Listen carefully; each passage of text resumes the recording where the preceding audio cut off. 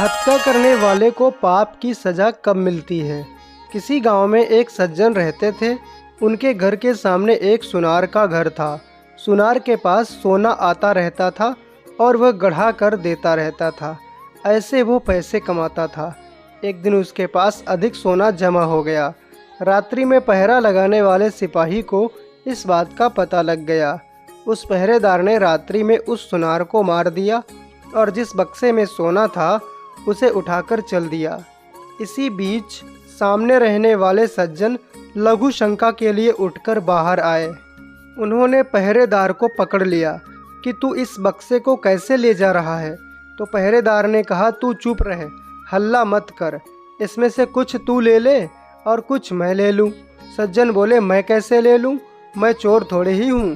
पहरेदार ने कहा, देख तू समझ जा, मेरी बात मान ले, नहीं तो दुख पाएगा। पर वे सज्जन नहीं माने। तब पहरेदार ने बक्सा नीचे रख दिया और उस सज्जन को पकड़कर जोर से सीटी बजा दी। सीटी सुनते ही और जगह पहरा लगाने वाले सिपाही दौड़कर वहां आ गए। उसने सबसे कहा कि यह इस घर से बक्सा लेकर आया है और मैंने इसको पकड़ लिया है। तब सिपाहियों ने घर में घुसकर देखा कि सुनार मरा पड़ा है। उन्होंने उस सज्जन को पकड़ लिया और राजकीय आदमियों के हवाले कर दिया। जज के सामने बहस हुई तो उस सज्जन ने कहा कि मैंने नहीं मारा है, उस पहरेदार सिपाही ने मारा है। सब सिपाही आपस में मिले हुए थे। उन्होंने कहा कि नहीं, इसी ने मारा है, हमने खुद रात्रि में इसे पकड़ा है। मुकदमा चला। चलते चलते अंत में उस सज्जन के लिए फांसी का हुक्म हुआ। फांसी का हुक्म होते ही उस सज्जन के मुंह से निकला, देखो सरासर अन्याय हो रहा है, भगवान के दरबार में कोई न्याय नहीं, मैंने मारा नहीं, मुझे दंड हो, और जिसने मारा है वो बेदाग छूट जाए, जुर्माना भी नहीं, यह अन्याय है। जज पर उसके वचनों का असर पड़ा कि वास्तव में ये सच बोल रहा है, इसकी किसी तरह से जांच होनी चाहिए। ऐसा विचार करके उस जज ने एक षड्यंत्र रचा। सुबह होते ही एक आदमी रोता चिल्लाता हुआ आया और बोला, हमारे भाई की हत्या हो गई, सरकार इसकी जांच होनी चाहिए। तब जज ने उसी सिपाही को और कैदी सज्जन को मरे व्यक्ति की लाश उठाकर लाने के लिए भेजा। दोनों उस आदमी के साथ वहां चले गए जहां लाश पड़ी थी। खाट पर लाश के ऊपर कपड़ा बिछा था, खून बिखरा पड़ा था। दोनों ने उस खाट को उठाया और उठाकर ले चले। साथ का दूसरा आदमी खबर देने के बहाने दौड़कर आगे चला गया। तब चलते चलते सिपाही ने कैदी से कहा, देख तू उस दिन मेरी बात मान लेता तो सोना मिल जाता और फांसी भी नहीं होती। अब देख लिया सच्चाई का फल। कैदी ने कहा, मैंने तो अपना काम सच्चाई का ही किया था, फांसी हो गई तो हो गई, हत्या की तूने और दंड भोगना पड़ा मेरे को। भगवान के यहाँ न्याय नहीं। खाट पर झूठ मूठ मरे हुए के समान पड़ा हुआ आदमी उन दोनों की बातें सुन रहा था। जब जज के सामने खाट रखी गई तो खून भरे कपड़े को हटाकर वह उठ खड़ा हुआ और उसने सारी बात जज को बता दी कि रास्ते में सिपाही यह बोला और कैदी यह बोला। यह सुनकर जज को बड़ा आश्चर्य हुआ।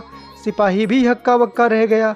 सिपाही को पकड़कर कैद कर लिया गया, परंतु जज के मन में संतोष नहीं हुआ। उसने कैदी को एकांत में बुलाकर कहा कि इस मामले में मैं तुम्हें निर्दोष मानता हूँ, पर सच सच बताओ कि इस जन्म में तुमने कोई हत्या की है क्या। वह बोला, बहुत पहले की घटना है। एक दुष्ट था जो छिपकर मेरे घर की स्त्री के पास आया करता। मैंने अपनी स्त्री को तथा उसको अलग अलग खूब समझाया था, पर वह माना नहीं। एक रात वह घर पर था और अचानक मैं आ गया। मेरे को गुस्सा आया हुआ था। मैंने तलवार से उसका गला काट दिया और घर के पीछे जो नदी है उसमें फेंक दिया। इस घटना का किसी को पता नहीं लगा। यह सुनकर जज बोला, तुम्हारे को इस समय फांसी होगी ही।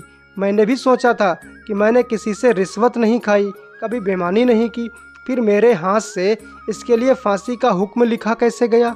अब संतोष हुआ। उसी पाप का फल तुम्हें यह भोगना पड़ेगा। सिपाही को अलग फांसी होगी। उस सज्जन ने चोर सिपाही को पकड़कर अपने कर्तव्य का पालन किया था।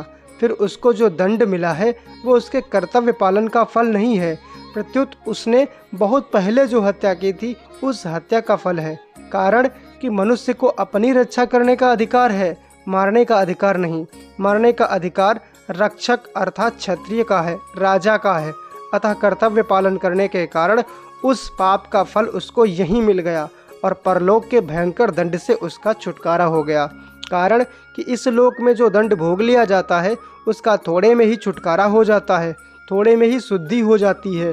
नहीं तो परलोक में बड़ा भयंकर ब्याज सहित दंड भोगना पड़ता है। इस कहानी से यह पता लगता है कि मनुष्य के कब किए हुए पाप का कब फल मिलेगा इसका कुछ पता नहीं। भगवान का विधान विचित्र है। जब तक पुराने पुण्य प्रबल रहते हैं तब तक उग्र पाप का फल भी तत्काल नहीं मिलता। जब पुराने पुण्य खत्म होते हैं तब उस पाप की बारी आती है। पाप का फल तो भोगना ही पड़ता है, चाहे इस जन्म में भोगना पड़े या जन्मांतर में। जय श्री राम।